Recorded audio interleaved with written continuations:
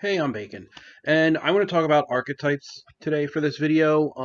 Truth be told, well, first of all, this isn't scripted. I have notes that I'm going to be referencing and probably largely reading, so it might seem like it's scripted, but it's not as scripted from top to bottom as I usually make my videos, or at least my videos on this topic. And the reason for that is because this is kind of like an intermission video. The next in the series, at least the script that I've been working on, has gotten a little large. So I have to make decisions on what I'm going to include, what I'm not going to include, what to go down the rabbit hole on, whether or not to split things off into their own videos. But I have these notes here, and I didn't include them in the last video on the GM because something similar happened. I had just decided that this was going to either be included in that script that I'm currently working on, but I cut it out because I think that it's easy to work with on its own, and B, it's going to provide insight into the last video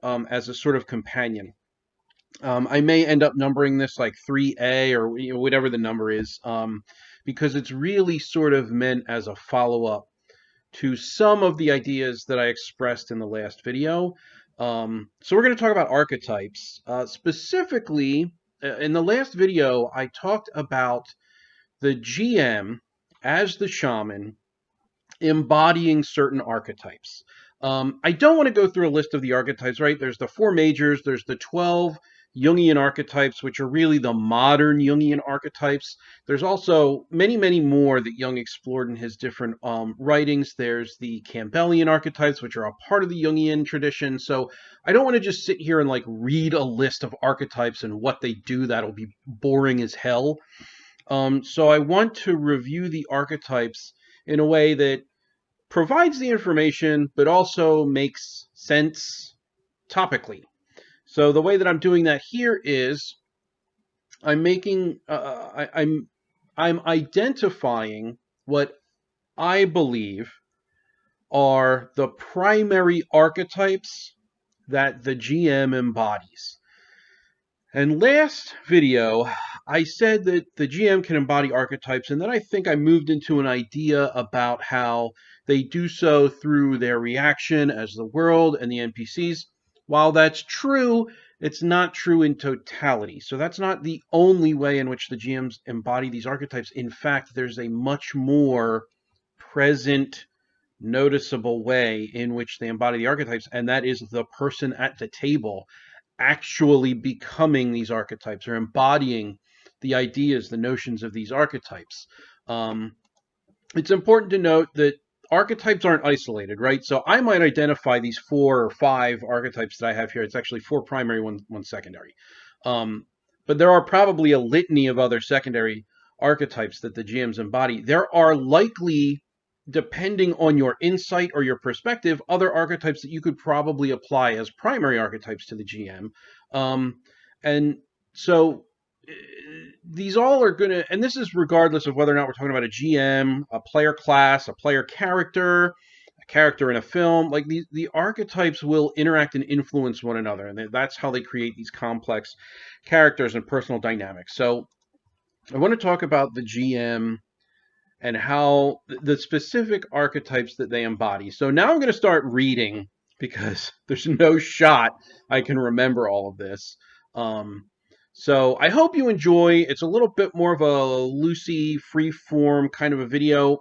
I'm still up in the air on whether or not I like doing it this way or if I like scripting, like whatever. It's self-criticism. You're not here for that. So let's get into the archetypes. I'm going to name the archetype. I'm going to give you the common understanding of the attributes and the motivations of the archetype, and then I'm also going to discuss how the shadow archetype can be overlaid to affect the archetype. So there's a sort of a, here's what archetype A looks like or should look like. Here's what it looks like mirrored by the shadow. And I think that you're going to notice, I think everyone has played under a GM with these qualities, maybe not all of these qualities at the same time, but I think that it's very recognizable once I get into it. And I think that we're going to be able to identify these sort of negative traits under these archetypes that we should either seek to eliminate or at least become more aware of so that you don't necessarily go down these, shadowed paths. So the first archetype I want to talk about is the magician. And the core attributes of the magician is transformation, vision, insight, and mastery of unseen forces. The magician is an agent of change and a catalyst for growth, both internally and externally. They're deeply connected to knowledge, whether spiritual, mystical, scientific, game systems, and they use it to effect transformation. The motivation of this archetype is the desire to bring about change or heal or unlock potential, and it often seeks to harmonize opposites or uncover hidden truths to achieve balance or growth. Now, these are all this is general, right? So this is the general magician archetype. Once I get down to the GM, you'll see I kind of I hone it and I focus it into more specificity and how it applies to the GM. So, but before we get there, the shadow of the magician manifests itself as manipulation, arrogance, or using their knowledge for personal gain rather than the benefit of others. So the magician is perhaps the quintessential archetype for the GM. The GM does act as a transformative force. I'm not going to really get into the details of this because I've discussed it in the previous video. So please do go and watch that, as this is kind of building on those ideas. So the GM acts as a transformative force. They weave player choice and dice rolls, or the action resolution mechanic, whatever that might be, as well as the narrative threads presented through play into a cohesive experience. They bring the world to life, often creating the illusion of boundless possibilities while maintaining control over the underlying systems. So why is this primary?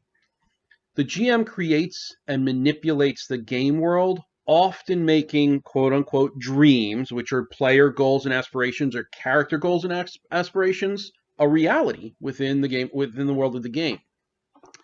They anticipate and adapt to player actions, creating outcomes that seem both inevitable and also a little magical and mysterious.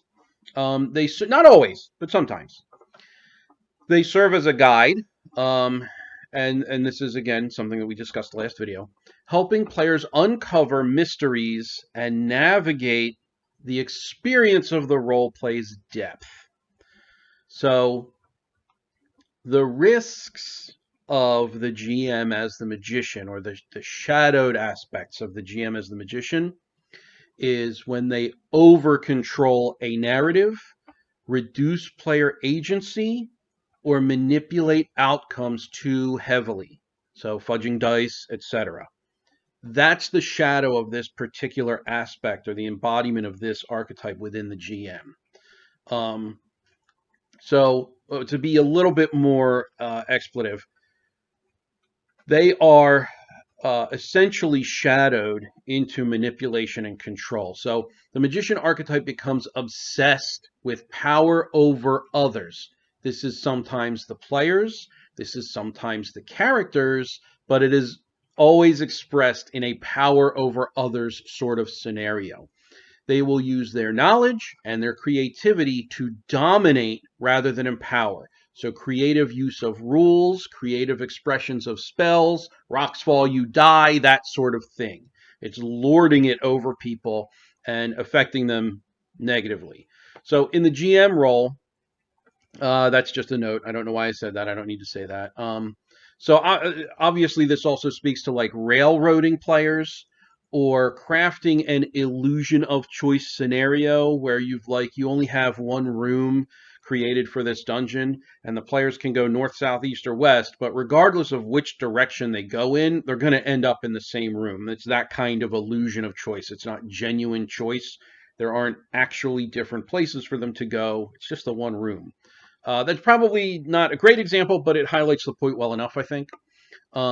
or they could script outcomes too rigidly. And this is, again, kind of a callback to Railroad, where different players can make these different choices. They can do these, wonderful feats of daring do, but because this is the way the GM wants the outcome, this is the way the GM makes the outcome, regardless of how well anyone performs or creativity engaged, etc. So this is also evident when the GM forces their plot or narrative onto the players, completely ignoring or partially ignoring player agency. So these are all the shadowed elements of the magician archetype. And I can't imagine that there are people out there who haven't played at a table like this. And you're going to find, I think, that that is going to be a recurrent theme. So these are aspects of the magician, the shadowed aspect should, again, be either eliminated or, recognized to a point where you can maybe not eliminate them, but integrate them in such a way that doesn't negatively impact the table. So the second primary archetype is going to be the sage. Core attributes of the sage are wisdom, truth-seeking, understanding, and guidance. The sage is the archetype that prioritizes the pursuit of knowledge and truth above all else. They're motivated by a desire to seek and share knowledge. Sages aim to make sense of the world and illuminate paths for others through understanding and insight. The shadow of the sage can include over-intellectualization, detachment from emotions, or analysis paralysis. They may use their knowledge to belittle others or avoid taking action, or it manifests as a type of arrogance. So the GM, as the sage, is the keeper of knowledge, both in game with world lore, rules, NPC motivations, etc., and out of game, which is understanding the player dynamics and facilitating the engagement. They ensure that the narrative aligns with the truth of the world and its internal logic. So things make sense, right? They have crafted the internal logic. They ensure that the events within the world spring forth from that internal logic. They don't betray that internal logic. So why is this primary for the GM? The GM provides players with the information needed to make decisions and solve problems. They act as a source of wisdom and knowledge, helping players understand the consequences of their actions. This archetype actually also governs the GM's responsibility to be fair and consistent in applying the rules. So I think this is a very strong primary archetype for the GM. What does it look like when they are shadowed? As previously mentioned, it can induce analysis paralysis in the players by giving them too much detail, too much information, too much description. And it maybe isn't necessarily so much analysis paralysis, where the players have to take account of the information and then choose what is best depending on that information. It can literally just be paralyzing the table from taking action for over-explanation and overindulgence in description. And I'm sure, again, that we've all sat at these tables. I won't continue to say that because I think it's pretty intuitive that that's the case. And again, this also manifests itself as arrogance. So any way that arrogance can manifest itself is likely going to come through in this particular shadowed GM archetype.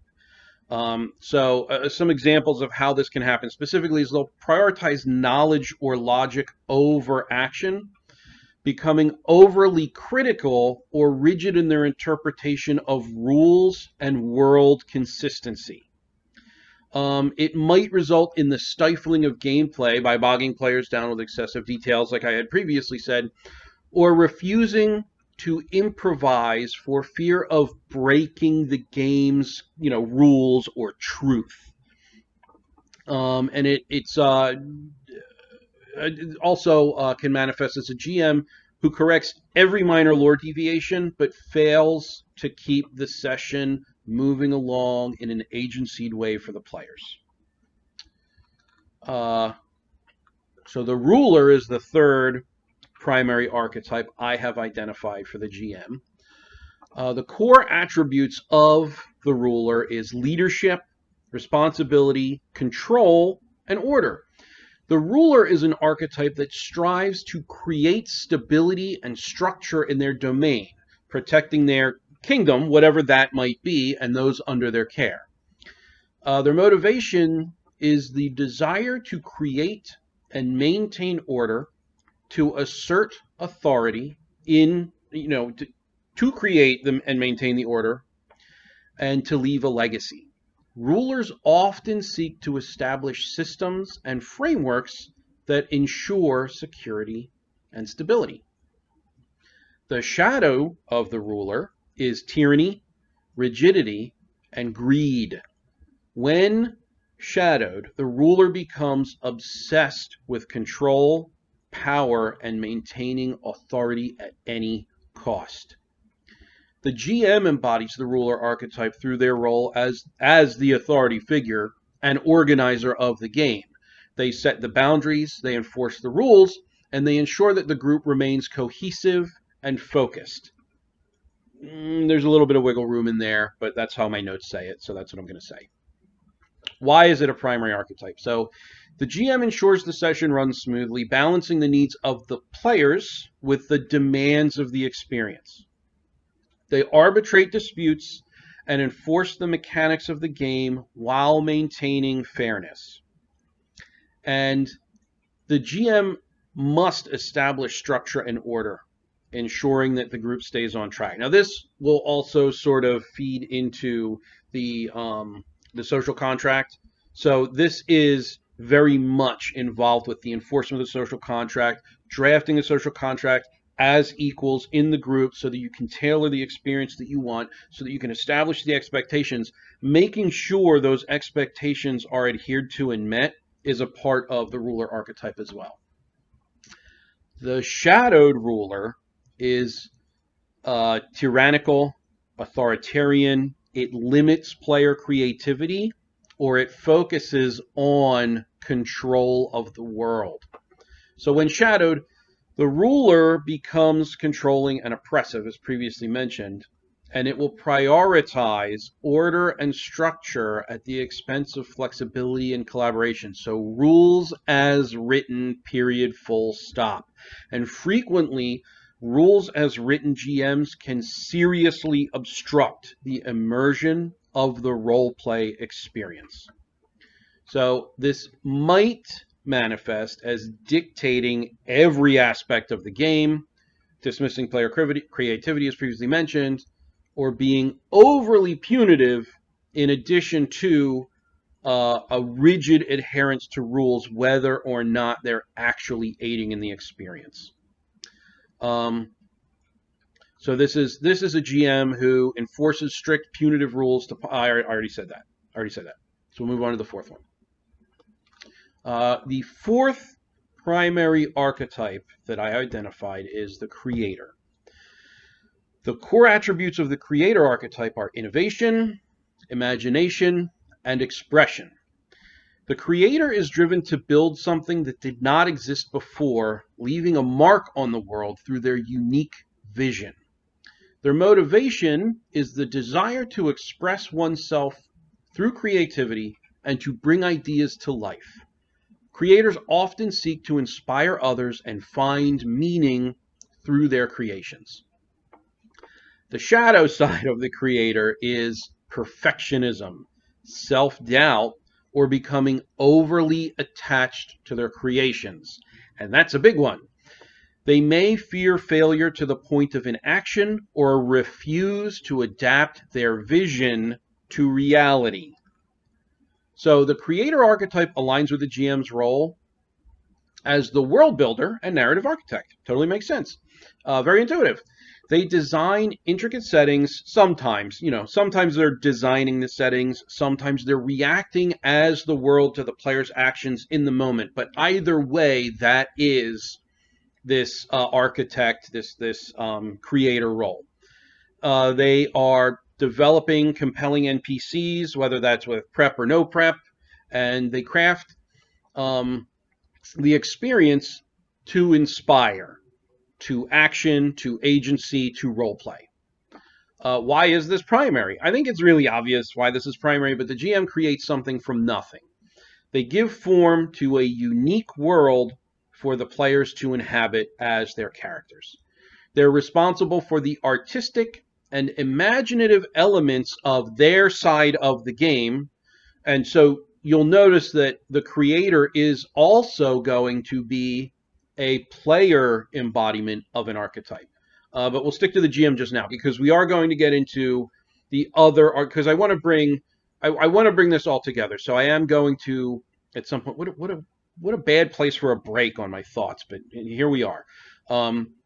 I do want to explore archetypes, as I previously said, with regard to player classes, player characters, player races, like those sorts of things, or species, whatever, however you like to call it. But for the GM, they're responsible for. Wait a minute, I lost my place. I'm just going to start over. Why is it primary? The GM creates something from nothing, giving form to a unique world for the players to inhabit. They're responsible for the artistic and imaginative elements of the game, ensuring it feels immersive and engaging. And the creator GM crafts challenges, that's the creator, capital C, the archetype GM, crafts challenges and opportunities that allow players to leave their mark on the world. Now, the players also have agency in doing that, but again, later, we'll get to it later, different video.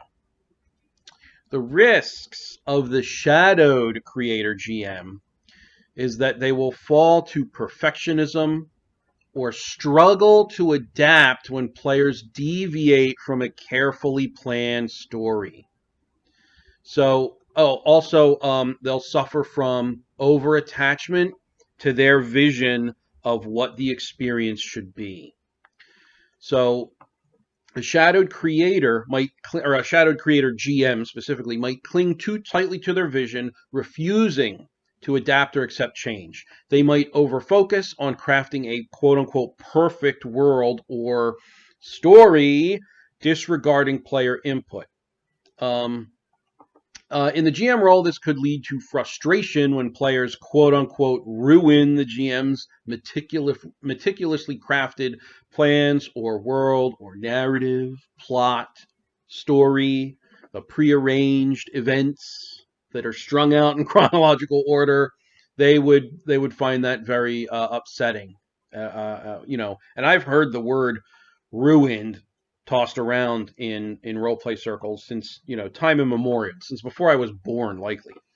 And an example would be a GM who derails the session because players skipped a planned dungeon or event, claiming the narrative is now ruined, and so they don't care. They throw their hands. Now, this is an extreme example. This doesn't always happen. It could sometimes break down into an argument, but they don't have to throw their hands up and give up, but there will be an event that will absolutely derail the session, and it's a lot of. I'll just leave it there. There will be an event.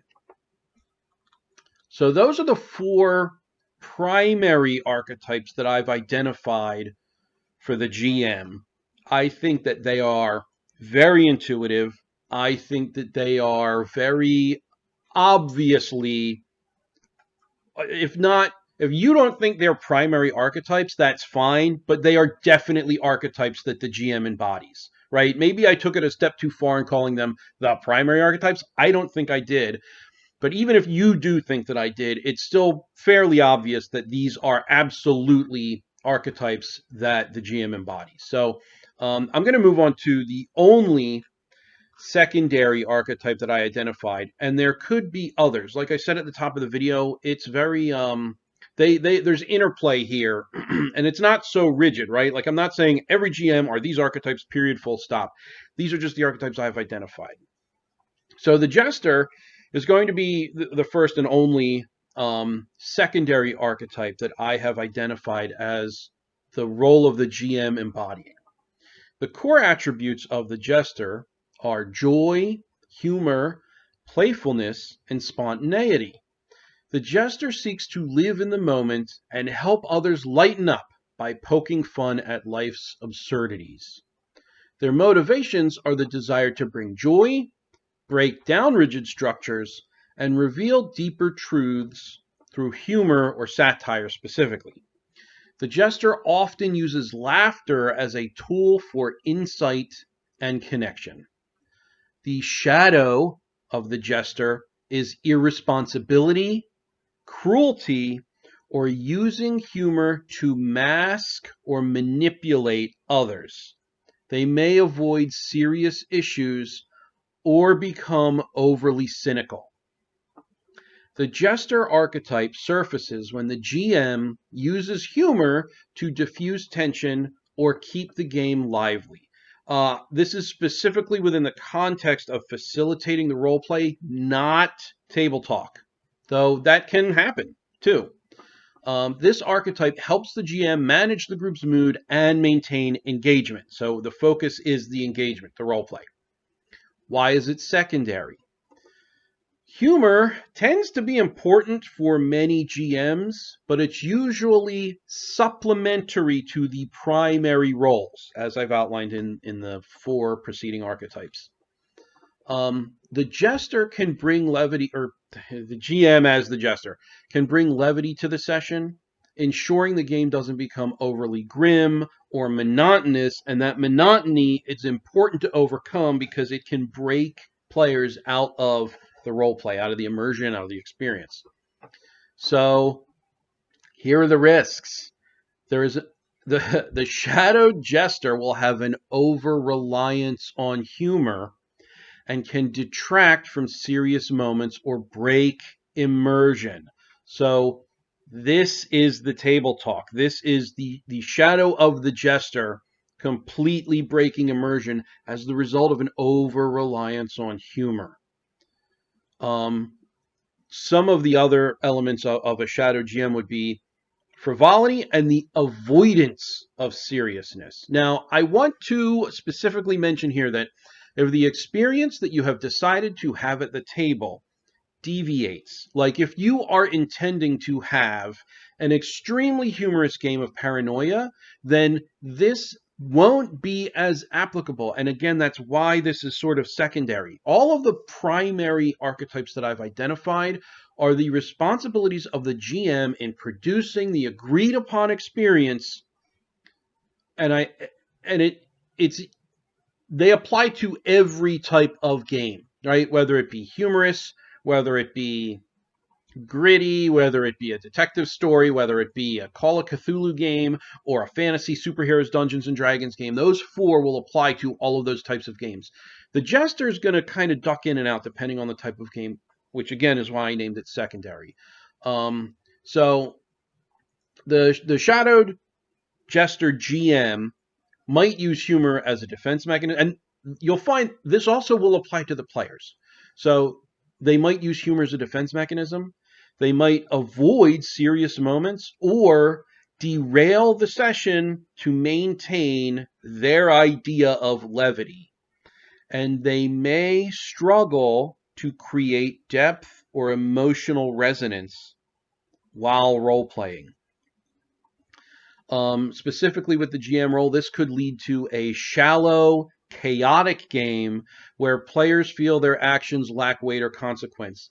Now, again, you can decide in your social contract to have a shallow, chaotic game where you don't feel like your actions have weight or consequence and be completely content and have the time of your life. So there is a fluctuation here, right? So it depends on the type of experience that you want to have. And I feel like I've kind of repeated this mantra throughout the course of this channel, that this all really depends on the type of experience that you want to have at the table as outlined in your social contract, or your agreement with the rest of the table.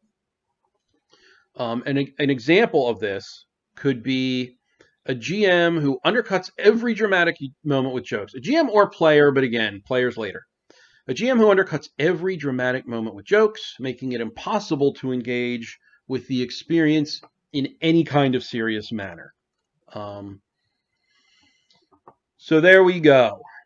Now, there are other archetypes that the GM will, and the players will draw upon. They could draw upon all 12 of the modern Jungian archetypes at various different times.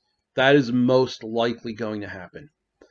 But I feel like the primary archetypes in the role of the GM are going to be, as explained, the magician, the sage, the ruler, and the creator. Maybe not necessarily in that order. I didn't necessarily prioritize them in a list of, descending importance, but you could do that. I just didn't.